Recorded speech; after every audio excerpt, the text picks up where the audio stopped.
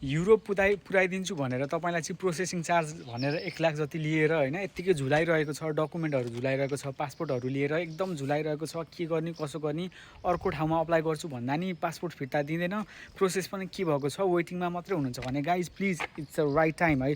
Please तपाईँहरूले चाहिँ त्यस्तो पैसा खान खोज्ने एजेन्टहरूलाई चाहिँ उजुरी गर्न सक्नुहुन्छ है।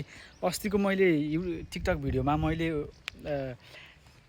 अनुसन्धानमा रहेको एजेन्टहरूको नि फोटो हालेको थिएँ। एकचोटि चेकआउट गर्नु, अब बोल्नुपर्छ, आवाज उठाउनुपर्छ। तपाईँको पैसा दुःख गरेर कमाएको पैसाको लागि यत्तिकै छोड्नु हुँदैन है।